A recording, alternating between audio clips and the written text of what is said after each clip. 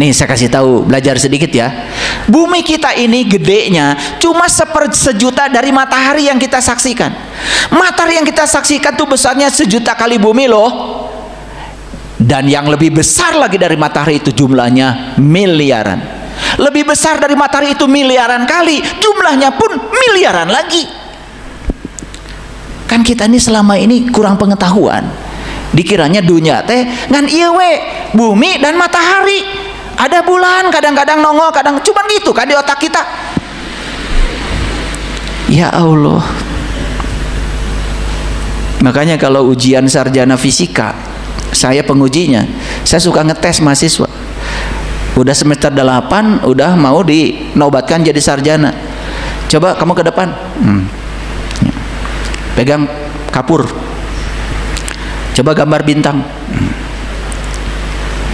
Ini mahasiswa semester 8 mau sarjana nih. Begitu suruh gambar bintang, persis kayak gambar bintang waktu TK. Saya bilang kamu 4 tahun lagi kayaknya harus. Kan harusnya bintang tuh bulat. Atau kalian juga baru sadar sekarang? Ya Allah, tayu, iya. Ya ilmu katanya semua, jangan-jangan. Aduh. Saya harus ngajarnya dari mana yang model kayak gini coba? Disuruh gambar bintang, mahasiswa sarjana kayak di TK bintang kayak gitu. Aduh, harusnya kan bulat bintang itu. Yang gambar gini itu katanya, yang nyatanya kan bulat. Saking jauhnya itu bintang, maka datang ke bumi kelap kelip, digambar di bumi jadi kelap kelip. Nyatanya bulat. Ini yang ketawa kencang juga. Jangan-jangan kalian juga tahunya bintang tuh begitu. Ya Allah. Ini saya belum naik-naik dari judul. Ini masih ada yang penasaran di sini ya. Bayangkan. Padahal kelap-kelip itu saking jauhnya, cahaya itu bisa berjalan dengan kecepatan 300 juta meter per detik. Cahaya itu berjalannya 300 juta meter loh per detik. Bayangkan betapa jauhnya jarak dari matahari itu bintang. Contoh bintang tuh matahari. Cuman yang matahari ini dekat ke bumi, hangat. Kalian bisa moyan unggal isuk. Kalau di kampung saya namanya MUI. Moyan unggal isuk. Di kampung saya, kalau mau ke mana? MUI. Nah, kemana? Moyan unggal isuk, cari vitamin D. Ya di matahari ini kita bisa moyan karena deket. Nah yang kayak matahari itu saking jauhnya ke bumi aja cuman kelap kelip gitu nggak? Saking jauhnya. Betapa tak terbatasnya alam semesta. Bumi yang ini, yang kita diami ini, ya Allah, hanya debu kecil yang terapung-apung di semesta raya. Jadi kalau kita mengatakan kiamat hancurnya alam semesta, pahami lebih dalam lagi, yang mana yang hancur. Dan tidak pernah ada di Quran mengatakan Allah Maha Penghancur, yang ada Allah Maha Pencipta. Jadi kiamat itu apa? Memang kiamat itu hakikatnya kebangkitan rohani, dan semua orang yang akan mengalami kebangkitan rohani pasti akan mengalami kebangkrutan dulu jasmani. Gak ada pejabat ngaji nanti kalau udah pensiun geus teu kapake deui kakara sadar bade maut. Betul nggak? Gak ada di tempat gini, gak ada orang yang sedang dunianya luar biasa mabok. Nggak ada. Saya bukan mengatakan kalian yang kesini semuanya begitu ya, tapi ya insya Allah lah 95% begitu. Saya dulu kalau di Bali ya ikut meditasi kan suka wawancara. Ya begitu wawancara, ibu dari mana? Nah, udah mulai air matanya satu tetes dulu, gitu. Baru tanya gitu aja, dari mana? Nah nanti air mata yang sebelah kiri juga datang lagi. Baru mulai cerita. Sebenarnya udah mulai curhat. Iya. Saya tanya lagi ibu yang lain. Ya rata-rata di kelas meditasi, di kelas healing itu orang-orang yang sudah terluka. Rata-rata sih, bukan berarti yang ngaji di tempat saya ini terluka semua, ya. Enggak terluka, cuma bolong aja.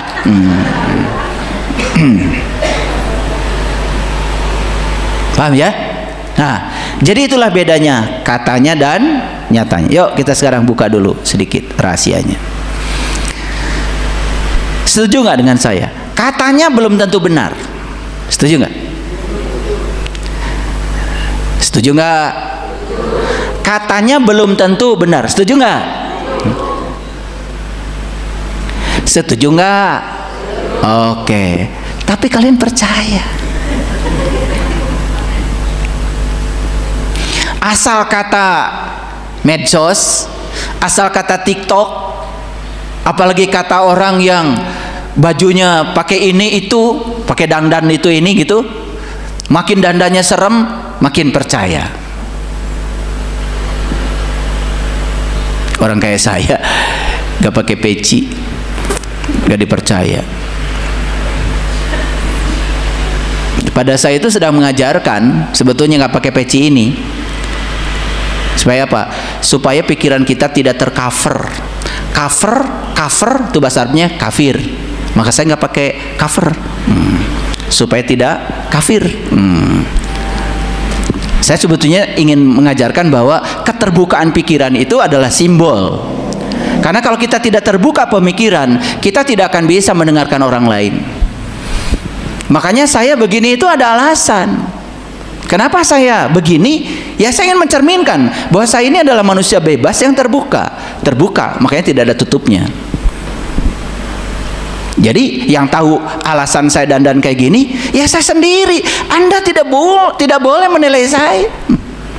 Coba kalau saya bagi-bagi beras, saya panggil Kompas TV, RCTI, Indosiar, biar meliput.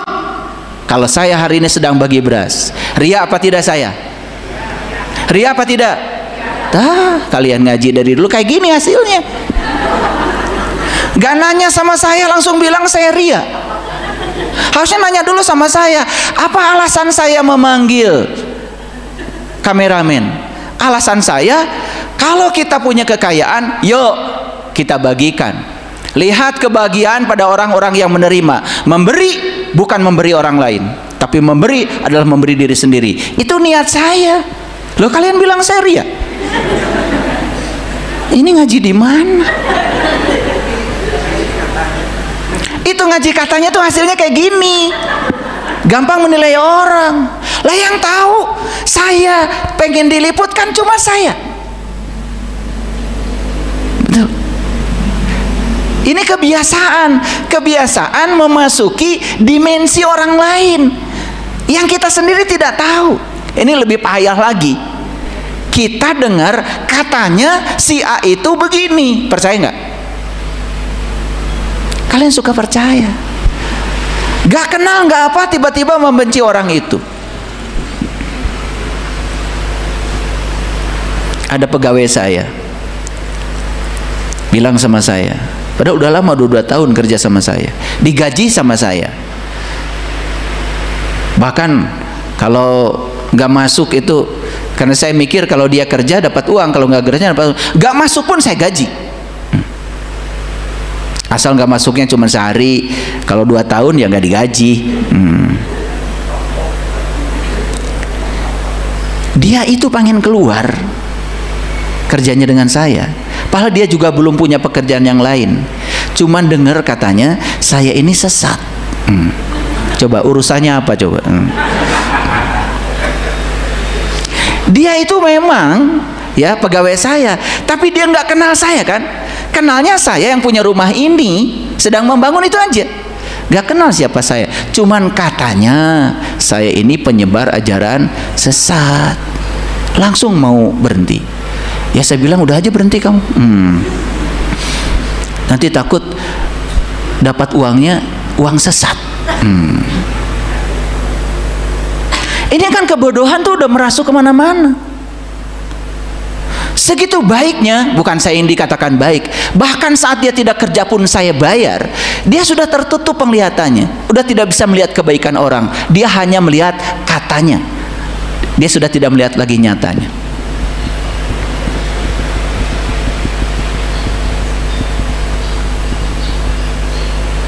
Ada satu peristiwa nih di negeri antah berantah ini. Jadi ada masjid, terus ada listrik. Nah ternyata listrik dari masjid itu pada disalurkan ke rumah-rumah tuh, rumah-rumah. Makanya ketua dekamnya bingung, nyalain masjid cuman lampu masjid itu cuman malam aja, tapi bayar listriknya mahal. Ternyata yang rumah-rumah sekitarnya itu pada ngambil dari masjid, lumayan kan, gratis, dibayarkan umat. Bahkan ada yang jualan lagi, ada yang buka bengkel lagi. Itu ngambil dari situ. Saya perhatikan ini di negeri sana. Saya perhatikan orang-orangnya jadi imam. Kalau bicara, masya Allah, wah, gitu. Kayak gitulah model-modelnya. Tapi nyuri listrik, bingung saya. Saya cuma bingung Allahnya di mana gitu. Tapi kalau menghujat orang lain, wih, luar biasa. Ini bukan di dunia ini ya, sekali lagi, di negeri antah berantah. Ini katanya. Ulangi, katanya belum tentu benar, setuju? Oke, nyatanya pasti benar, setuju? Yuk sekarang, mau katanya, mau nyatanya? Cari, buktikan. Masa Allah yang maha pengasih, maha penyayang, katanya suka menghukum, katanya suka mengazab? Allah yang katanya itu Allah versi yang bicara, bukan nyatanya. Setuju nggak dengan saya?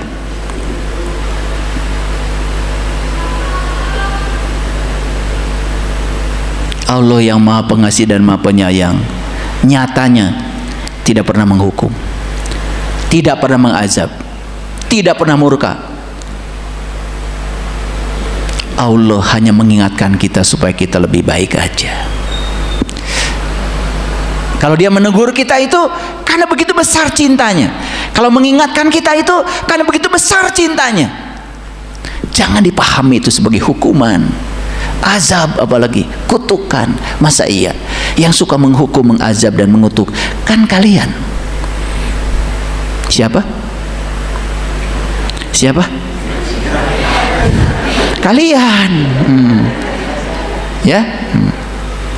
Bukan kita, kalian. Coba, kalau orang baik sama kita, kita baik sama orang. Kalau orang tidak baik sama kita, kita tidak baik. Yang begitu siapa? Lah, Allah disifati seperti itu, seperti sifatmu. Gak kebangetan gitu? Betul nggak? Oke, makanya belajar sampai menemukan nyatanya. Makanya iman itu, kata orang bijak, percaya pada apa yang belum terlihat sampai dia bisa melihat yang dia percayai. Jadi artinya bolehlah katanya sementara waktu, tapi harus sampai pada nyatanya. Ternyata yang mengejutkan nanti, begitu sampai di nyatanya, apa yang katanya itu berbeda dengan nyatanya. Lanjut, katanya apa kata orang, nyatanya sudah membuktikan sendiri. Yuk sekarang tanya, iman kita apa kata orang atau sudah membuktikan sendiri? Kalau hari ini masih apa kata orang, kan belum tentu benar. Yang belum tentu benar dipercaya, itu namanya judi.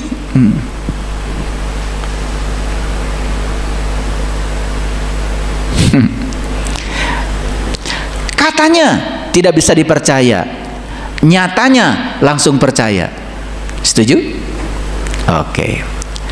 Katanya adalah cerita atau dongeng yang belum dialami, nyatanya itu pengalaman yang sudah dialami.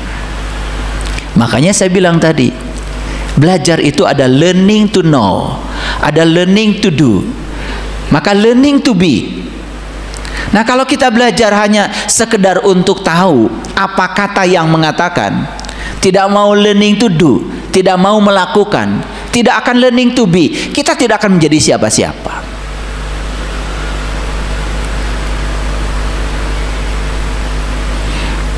Lanjut dulu.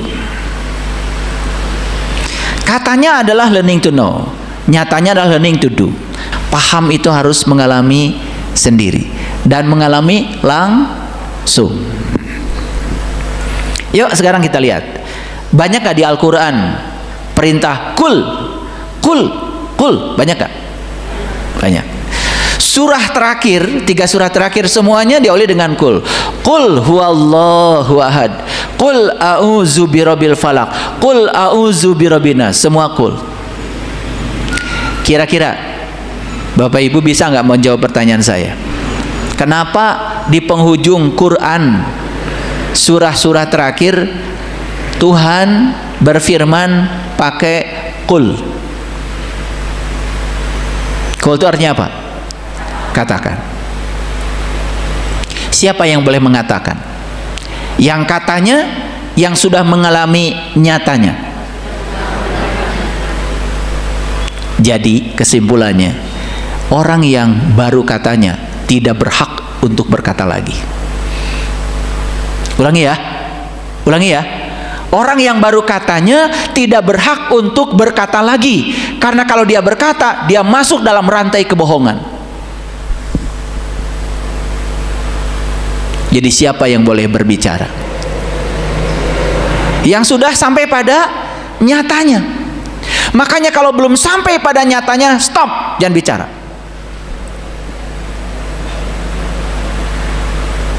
Setuju? Oke. Jadi Allah saja di Quran kul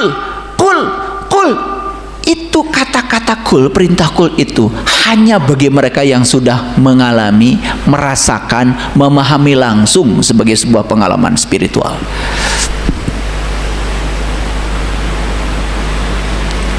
Luar biasa ya. Banyak gak orang yang katanya mengatakan lagi? Banyak. Padahal yang katanya tidak boleh mengatakan lagi. Kalau dia mengatakan lagi, dia masuk dalam rantai kebohongan. Harusnya dia mengatakan yang sudah dia alami.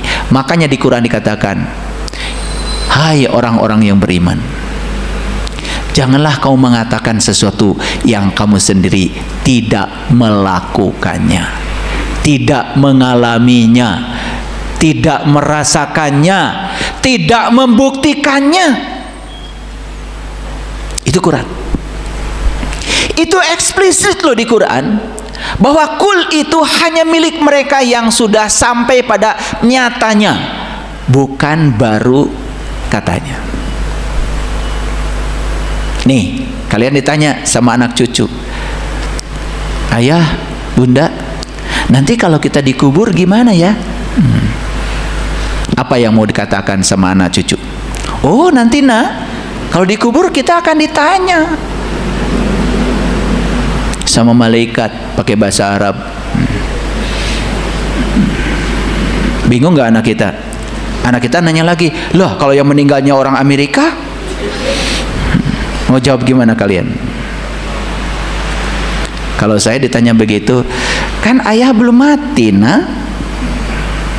Kalau saya gitu, saya nggak mau mengatakan yang belum saya alami. Kira-kira mau pilih jawaban siapa? Jawaban saya atau jawaban yang tadi? Ya saya kan belum mati. Udah aja gitu dulu untuk anak, daripada menyambungkan katanya terus menerus. Betul nggak? Yang kita sendiri belum mengalami. Nah, kecuali sudah tahu alamatnya. Oh, nah, yang namanya kuburan itu sebetulnya hakikatnya adalah tubuh kita. Mandrobuka itu pertanyaan siapa Tuhanmu, siapa Rasulmu, itu sebetulnya terjadi di tubuh kita pada saat kita masih hidup. Siapa yang terkubur? Jiwa kita. Karena jiwa berasal dari Tuhan, maka jiwa harus mengenal Tuhan. Ketika jiwa belum mengenal Tuhan, jiwa pasti ingin mengenal Tuhan. Maka jiwa bertanya, siapa Tuhanku? Boleh kalau udah sampai situ. Tapi itu pun baru katanya kalau belum membuktikan. Tapi jawabannya agak lumayan lah dibanding yang tadi. Oke. Katanya masih mungkin bohong. Mungkin nggak? Mungkin nggak? Mungkin. Karena tergantung yang menyampaikannya kan. Tapi nyatanya pasti benar. Karena apa? Kalau yang menyampaikan sudah mengalami. Kita tidak akan bisa memahami katanya, tapi kita bisa memahami nyatanya sebagai pengalaman sendiri. Setuju? Oke. Ingin dapat pemahaman Bapak Ibu? Ingin? Berarti harus apa? Ngalami. Makanya coba habis surat Al-Fatihah, berikutnya apa? Alif Lam Mim. Kalau saya ditanya sama anak-anak spiritual saya, ayah, Alif Lam Mim artinya apa? Supaya nggak pusing ngejelasin ke mereka, A La Mi, gitu aja. Gitu aja saya jawabannya. Biar mikir. Ya kan? Saya ditanya Alif Lam Mim artinya apa? Udah, A La Mi, sendiri. Udah gitu aja. Nanti juga akan tahu. Karena saya juga sama guru-guru saya dibilangnya begitu, ya. Ternyata guru-guru bijak itu tidak pernah mengajarkan apa kata orang, tetapi dia mengajarkan gimana orang yang bertanya mengalami pengalaman seperti yang beliau alami. Makanya disitulah guru-guru bijak bukan mengajarkan ilmu, tapi mengajarkan metode untuk dapat ilmu. Sampai sini mengerti? Ini baru judulnya aja. Yuk sekarang kita masuk lebih dalam lagi. Bapak Ibu, ini ada Quran surat Yunus ayat 66. Ala innallahi man fis samawati wa man fil ardi. Ingatlah sesungguhnya kepunyaan Allah semua yang di langit dan di bumi. Ya. Jadi semua yang di langit, yang di bumi kepunyaan siapa? Kepunyaan Allah.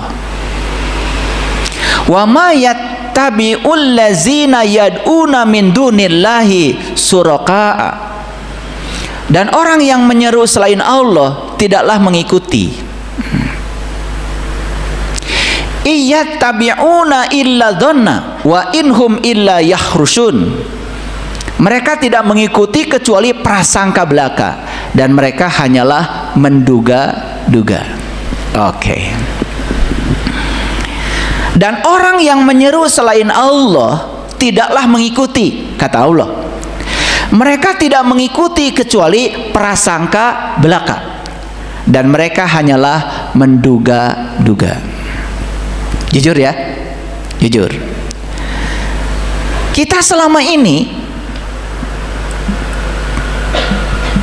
mengikuti sesuatu itu karena kita tahu itu kebenaran, atau hanya sebatas zon atau prasangka.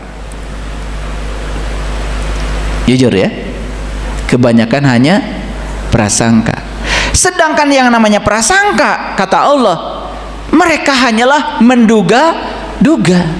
Menduga-duga itu artinya meraba-raba kan? Meraba-raba. Nah kalau seperti ini iman kita, bagaimana mau mendudukan iman kita pada tingkat yang lebih tinggi yang namanya isbatul yakin. Iman itu ada 4 tingkatan. Ada ilmu yakin. Jadi iman harus batas ilmu. Ada ainul yakin. Dia sudah menggunakan ain, sudah menggunakan penglihatan. Ada iman yang ketiga, hakul yakin, sudah membuktikan. Dan yang terakhir adalah isbatul yakin. Isbat itu artinya kukuh, kokoh, teguh, sudah tidak tergoyahkan lagi. Nah kan kita ingin mencapai tingkatan iman yang keempat itu, isbatul yakin. Dan tidak mungkin isbatul yakin dicapai dengan katanya. Isbatul yakin hanya bisa dicapai dengan nyatanya. Tidak mungkin dicapai dengan mengikuti prasangka. Tidak mungkin dicapai dengan menduga-duga. Setuju sampai sini? Oke. Kita lanjutkan. Ini Quran surat Tur ayat 47, surat ke-52. Dan sesungguhnya untuk orang-orang yang zalim ada azab selain daripada itu. Ingat ya, untuk orang yang zalim ada azab selain daripada itu. Kira-kira ngerti nggak Bapak Ibu maksud ayat ini? Gini. Zalim artinya apa sih? Zalim artinya apa? Hah? Menganiaya. Itu katanya. Zalim itu zulum artinya gelap. Makanya kan hijrah itu minaz zulumati ilan nur. Zalim itu gelap. Nur itu artinya terang. Jadi sesungguhnya untuk orang-orang yang gelap ada azab selain daripada itu. Perhatikan saya. Ketika kita tinggal dalam kegelapan, pasti kita akan mendapatkan akibat dari kegelapan itu. Yes. Itu baru akibat dari kegelapannya. Karena kita tinggal di tempat gelap, ada rantai yang mengikutinya. Salah persepsi, salah proyeksi, itu yang ngikutinya. Ngerti ya? Makanya kan dikatakan, dan sesungguhnya untuk orang-orang yang dalam kegelapan ada azab. Satu dari kegelapannya, yang kedua dari selain kegelapan itu sendiri. Contoh lain. Bapak Ibu tinggal di tempat yang gelap sekali. Kebetulan Bapak Ibu ini takut sama ular. Ya? Oke. Nah, di tempat gelap itu kan sudah gelap. Di tempat gelap nyaman apa tidak? Tidak. Kenapa tidak nyaman di tempat gelap?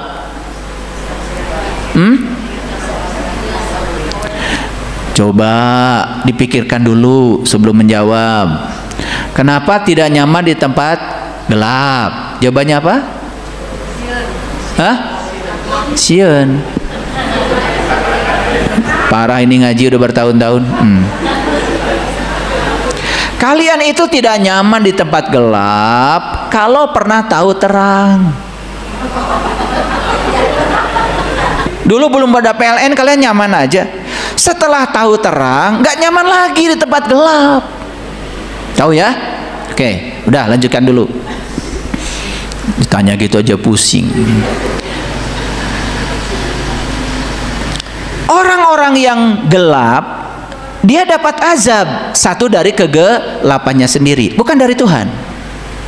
Yang kedua, dapat yang selain daripada itu, ada ikutannya. Tadi dia tidak nyaman di tempat gelap, ya.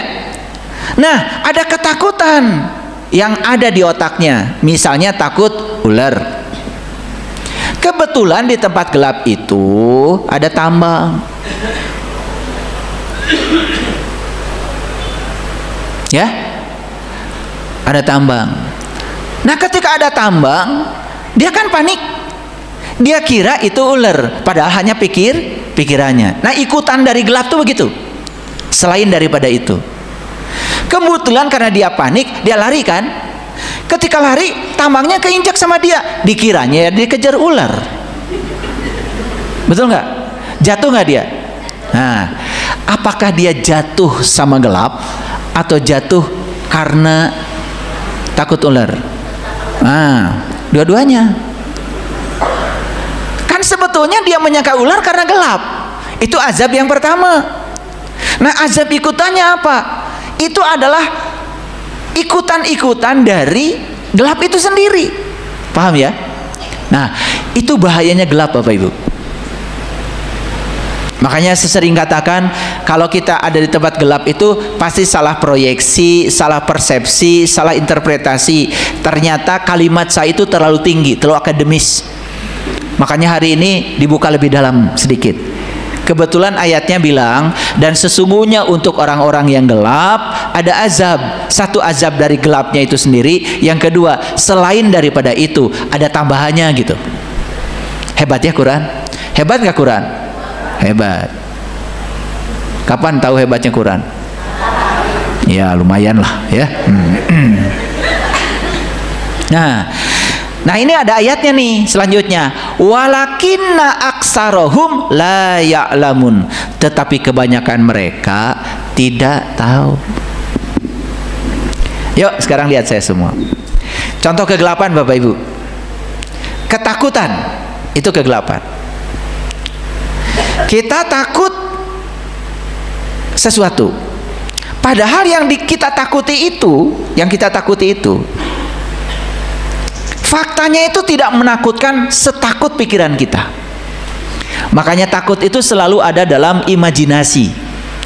Makanya saya sering mengatakan banyak manusia yang menderita karena ketakutan akan imajinasinya, bukan ketakutan akan nyatanya. Karena kadang-kadang pikiran ini suka berdrama, mengarang, ya, suka membuat cerita sedemikian sehingga ceritanya menjadi serem. Itulah pikiran yang tidak terkendali. Lihat saya semuanya. Kalau pikiran takut, pikiran itu energi loh. Berarti dia sedang memancarkan frekuensi takut. Berarti yang sedang ditarik oleh pikiran apa? Segala hal yang menakutkan. Makanya lihat ya, orang yang takut selalu akan diikuti oleh segala hal yang menakutkan. Itu hukum alam. Dan itu yang namanya hukum tarik menarik. Itulah ikutannya. Jadi kalau ada kegelapan dalam diri kita, akan ada yang ngikut lebih banyak lagi. Efek-efek buruk dari kegelapan itu sendiri. Makanya jangan tinggal di tempat gelap. Hadirin, tubuh ini bagi yang tahu, ini adalah pusat semesta. Bagi yang tahu, di sini ada matahari rohani, di sini ada bulan purnama, di sini ada jutaan bintang, dan kita bisa menyaksikannya di langit terdekat kita. Bagi yang tahu. Bagi yang tidak tahu, tubuh ini semata-mata hanya kegelapan semata. Makanya sekarang mulai banyak perbincangan setelah diketemukan satu teori yang mengatakan bahwa tubuh manusia secara fisik ternyata adalah biofoton. Biofoton, bio itu berarti tubuh, foton itu berarti cahaya. Jadi tubuh secara fisik saja ternyata memancarkan radiasi cahaya. Apalagi secara spiritual, bahwa manusia ini sebenarnya makhluk cahaya yang sedang diutus ke semesta untuk menjadi sumber cahaya bagi semesta. Manusia bukan makhluk bumi yang sedang mencari cahaya, tapi manusia adalah makhluk cahaya yang sedang dikaryakan di bumi. Harusnya setiap manusia menjadi lilin kecil setidak-tidaknya di semesta ini. Kalau tidak bisa jadi mercusuar di atas bukit, jadi lilin kecil aja sudah mewah.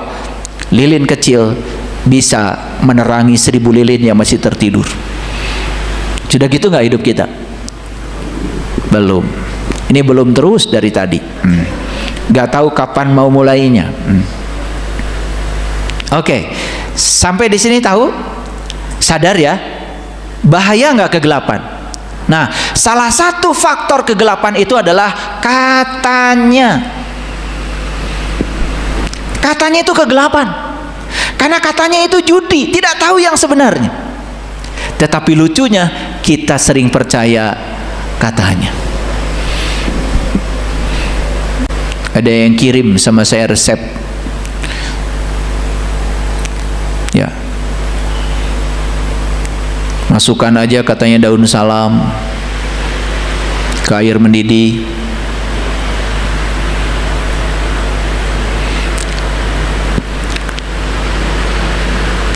masukkan juga daun sirsak, masukkan juga sereh, masukkan ketumbar,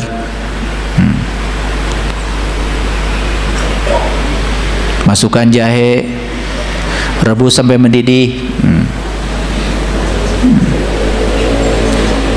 Terus saya bilang, buat apa itu? Ya buat itu aja Pak, katanya.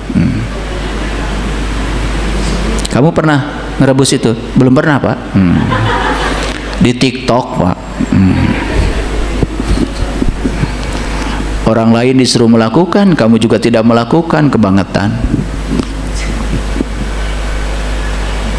Bapak Ibu jujur ya, sering nggak kita menyampaikan apa kata orang? Apa kata orang disampaikan? Sering? Oke. Mulai sekarang, karena itu bukan nyatanya, kita harus menjadi pemutus rantainya. Saya putus di saya. Ini biasanya di WA nih. Ya. Asal ada berita apa, langsung masuk grup, langsung masuk sini, langsung masuk sini. Coba sekarang jadi pemutus rantai. Apalagi beritanya hoax, apalagi merugikan orang. Ketika Anda sudah menjadi satu pemutus rantai, lumayan, di titik itu dia putus. Tapi kalau Anda di situ jadi penyambung rantai, Anda tidak ada bedanya dengan yang lain. Paham sampai sini? Oke. Lanjut dulu. Ini Quran surat Al-Hujurat, surat ke-49 ayat 12. A'udzubillahi minasyaitonirrajim. Bismillahirrahmanirrahim. Ya ayyuhallazina amanu jtanibu katsiran minadh-dhon. Inna ba'dadh-dhon ismun. Hai orang-orang yang beriman, jauhilah kebanyakan prasangka. Salah satu prasangka apa? Katanya. Ya toh? Lalu kata Allah, karena sebagian dari prasangka itu adalah dosa. Inna ba'dadh-dhon ismun. Wala tajassasu wala yaghtab ba'dukum ba'dha. Ya, dan janganlah mencari-cari keburukan orang. Dan janganlah menggunjingkan satu sama lain. Ini katanya semua kan? Betul nggak? Kadang-kadang kita itu suka menghabiskan waktu hanya mempergunjingkan yang katanya.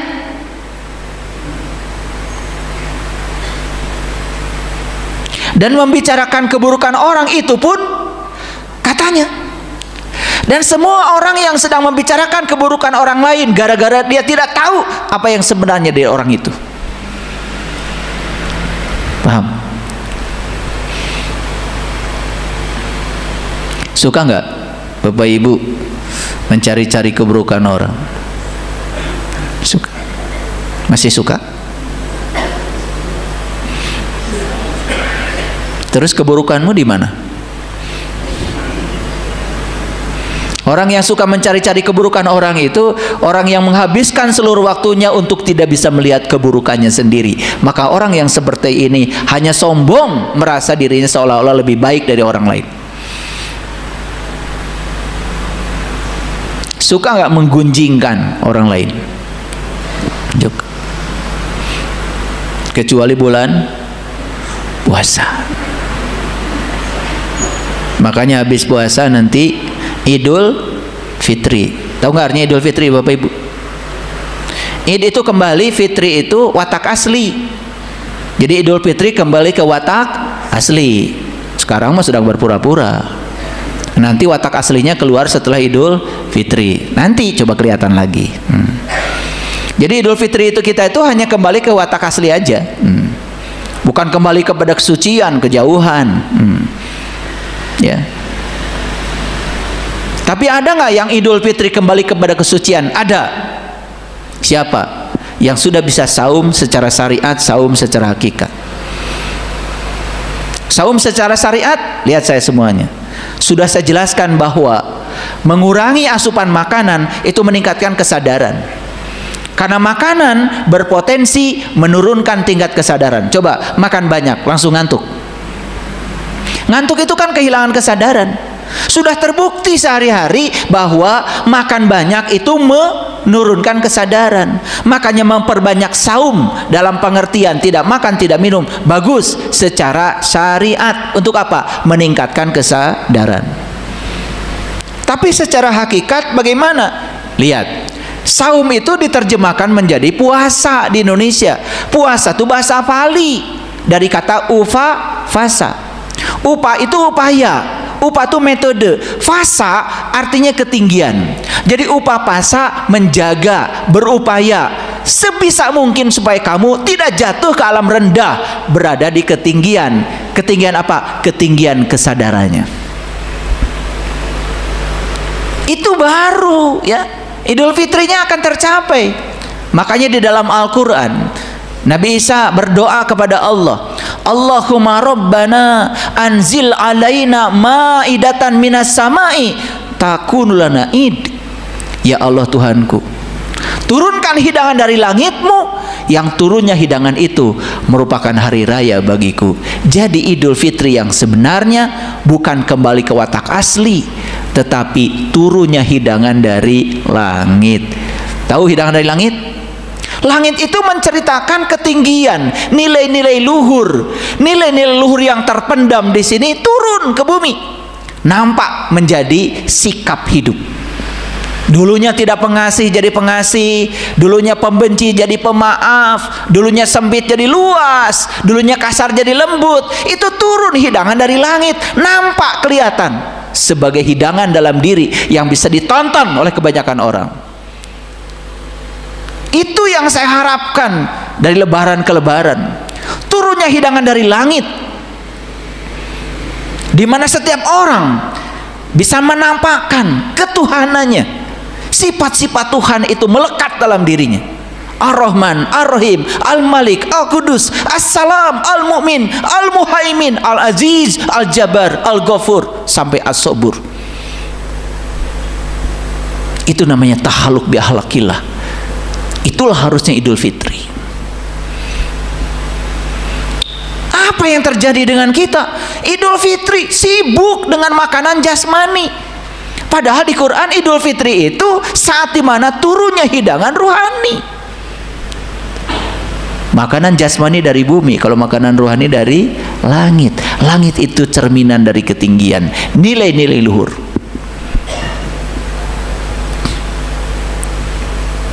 Gak pengen gitu Idul Fitri yang kayak gitu? Pengen gak, Bu?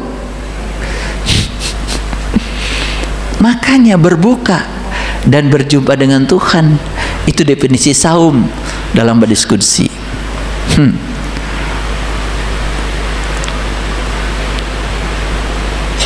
Coba saya mau nanya, katanya kalau lagi Ramadan setan dibelenggu oleh siapa? Oleh siapa? Oleh Allah?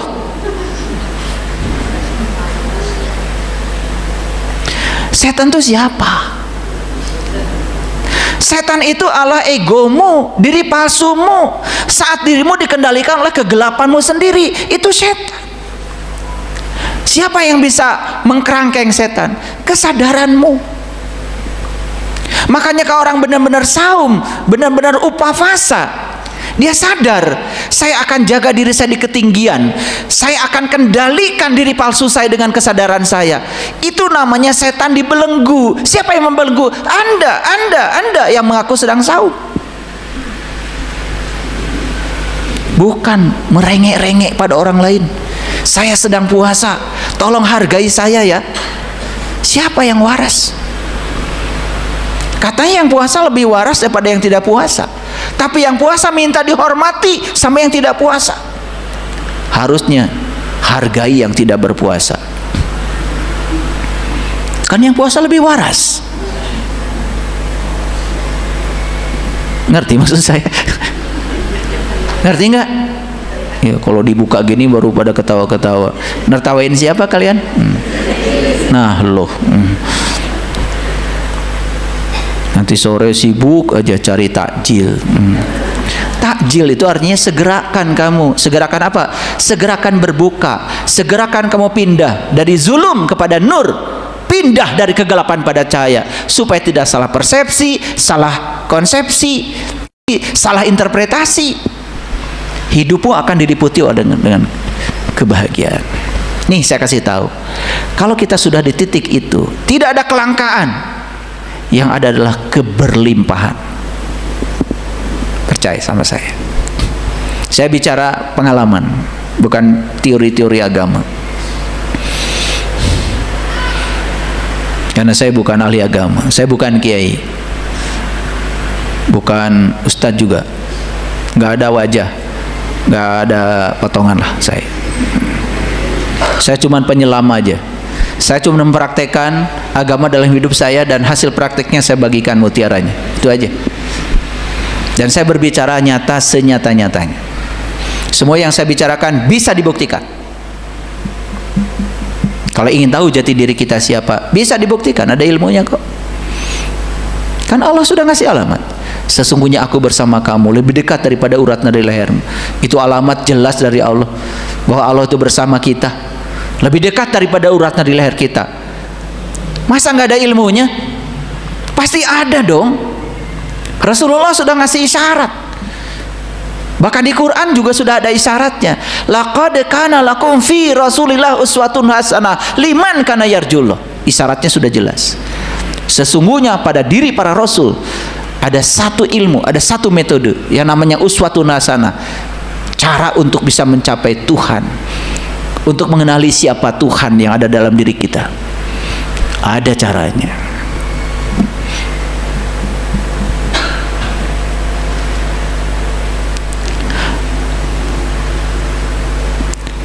Jadi Allah mengatakan, jauhilah kebanyakan prasangka, karena prasangka itu dosa.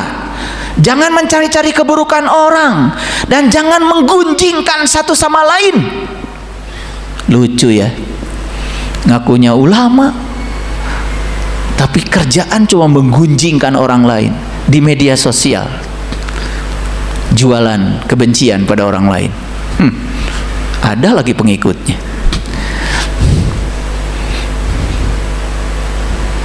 Karena bajunya seperti suci, tapi yang keluar dari mulutnya bukan kesucian.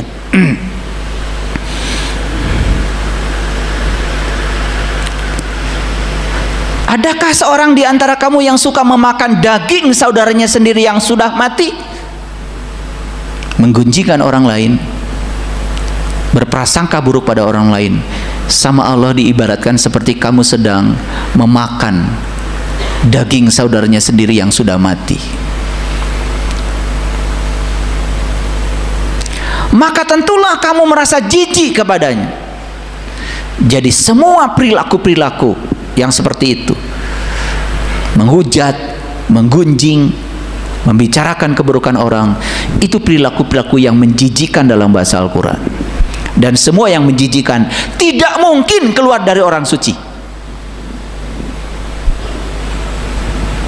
Orang yang sudah suci di dalam, yang keluar dari mulutnya pasti adalah kesucian. Yang keluar dari pikirannya adalah kesucian.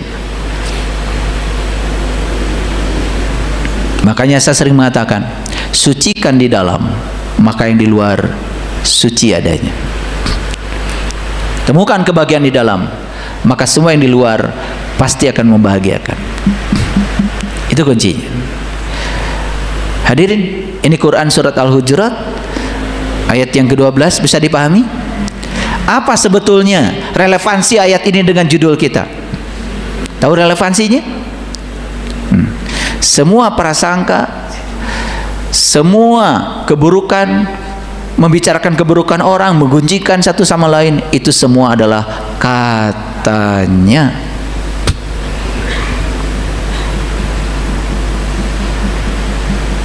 Pernah nggak membicarakan artis? Kenal kalian dengan mereka? Waduh, kayak yang tahu aja ya. Oh, ini suaminya gini.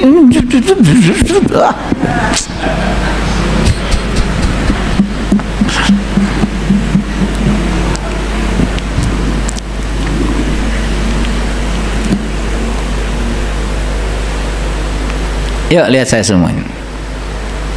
Ini Quran surat Al-Hujurat, surat 49 ayat yang keempat. Sesungguhnya orang-orang yang memanggil kamu dari luar kamarmu, kebanyakan mereka tidak mengerti. Lihat saya semuanya. Al-Hujurat itu cerita kamar. Mana kamar? Diri-diri kita ini kamar-kamar. Ini kamar. Diri kita ini kamar-kamar. Al-Hujurat itu diri kita sendiri nih, diri kita. Coba saya mau nanya. Yang tahu dalaman kita siapa? Kita. Orang tahu, orang lain di luar kita, paling tahu kita kan luarnya aja. Betul nggak? Makanya kata Allah, sesungguhnya orang-orang yang memanggil kamu dari luar kamarmu, kebanyakan mereka tidak mengerti. Jangan ditanggapi. Mereka nggak ngerti. Yang ngerti saya adalah saya sendiri. Nih, jujur saya tanya nih, Bapak Ibu sering berubah nggak dengan apa kata orang tentang Bapak Ibu? Sakit hati? Pusing? Panik? Padahal mereka itu sedang memanggil di luar kamar kita. Dan apa yang mereka katakan itu hanya opini mereka tentang kita, bukan nyatanya kita. Setuju? Setuju? Nah, inilah kita ya, sering hancur oleh situasi di luar diri kita. Dikatakan gini gitu aja sama orang lain, langsung besok nyungsep itu di kamar gak keluar-keluar.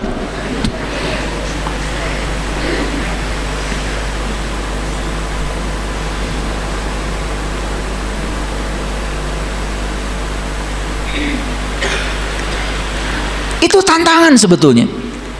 Ketika orang lain sedang mengatakan buruk tentang kita, justru tantangan gimana kita bisa membuktikan kalau itu salah. Justru kita diberi tantangan untuk menjadi lebih baik lagi, lebih baik lagi. Itu tantangan dari Allah sebetulnya, kalau kita mau menangkapnya. Bukan untuk membuat kita jatuh. Hambatan bukan untuk menghambat kita, tapi semua hambatan di semesta ini adalah jalan untuk pertumbuhan kita. Kalau kita mengerti. Indah nggak ayat ini? Pernah nggak baca, ibu baca ayat ini?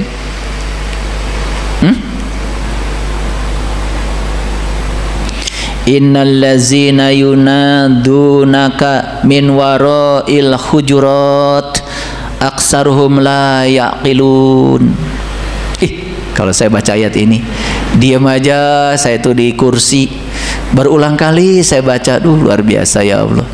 Maaf ya, saya sama diri saya sering larut dengan apa kata orang tentang saya, padahal mereka kan berbicara di luar kamar saya. Mereka tidak tahu saya, mereka hanya beropini tentang saya, bukan saya yang sebenarnya. Mereka sedang berbicara katanya, mereka tidak berbicara nyatanya. Nyatanya yang saya tahu adalah diri saya. Kenapa saya mesti hancur dengan orang lain?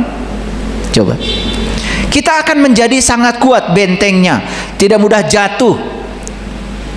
Kuat. Kira-kira bisa mengerti pesan esensial dari ayat ini? Ulangi lagi. Sesungguhnya orang-orang yang memanggil kamu dari luar kamarmu, kebanyakan mereka tidak mengerti.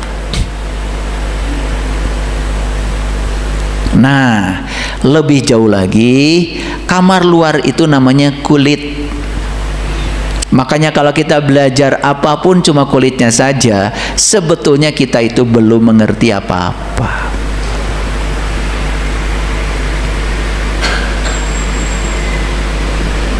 Oke. Ini Quran surat Al-Jasiyah, surat ke-45 ayat yang ke-26. Katakanlah, Allah lah yang menghidupkan kamu, kemudian mematikan kamu. Setelah itu mengumpulkan kamu pada hari kebangkitan, yang tidak ada keraguan padanya. Akan tetapi kebanyakan manusia tidak mengetahui. Coba perhatikan ya. Allah lah yang menghidupkan kamu. Setelah hidup diapakan? Dimatikan. Ya kan? Nah, di ayat lain sebetulnya fasenya tidak selesai di situ.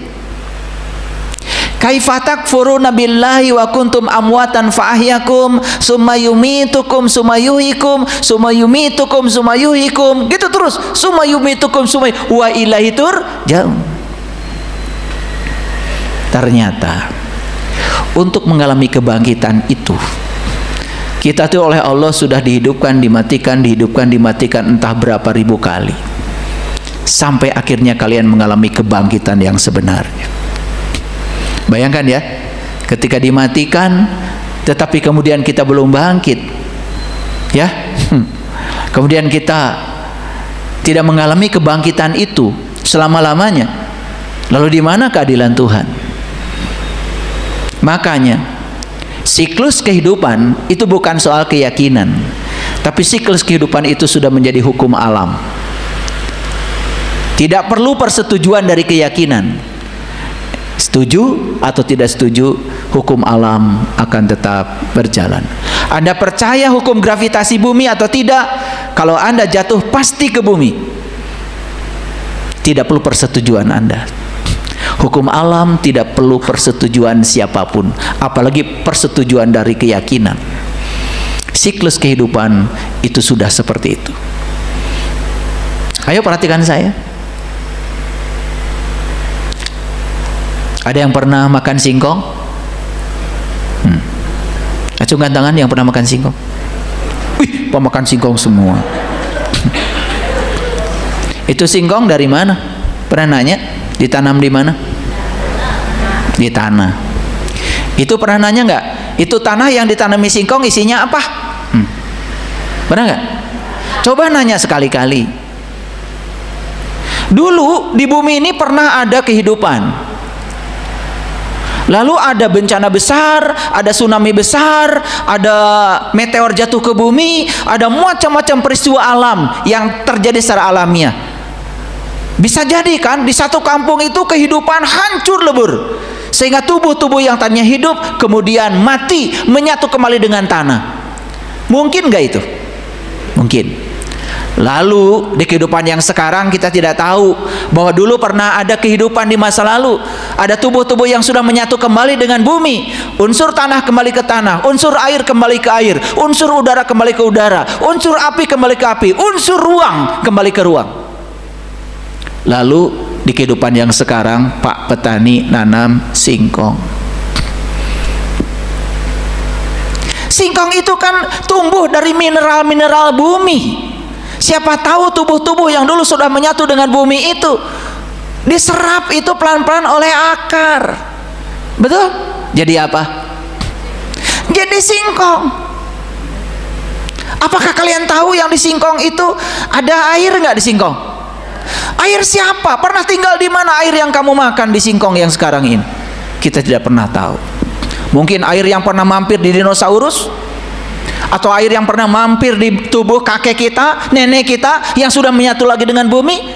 Nggak ada yang tahu. Tapi itu mungkin. Jadi percaya nggak kalau yang di singkong itu sebetulnya ada unsur-unsur dari leluhur kita yang kita makan? Mungkin? Mungkin. Mana leluhur? Ini tubuh kita. Ini leluhur. Karena di tubuh ini ada atom-atom, molekul-molekul yang pernah tinggal di tubuh-tubuh mereka dan sekarang oleh makanan dipindahkan jadi tubuh kita. Gara-gara makan singkong.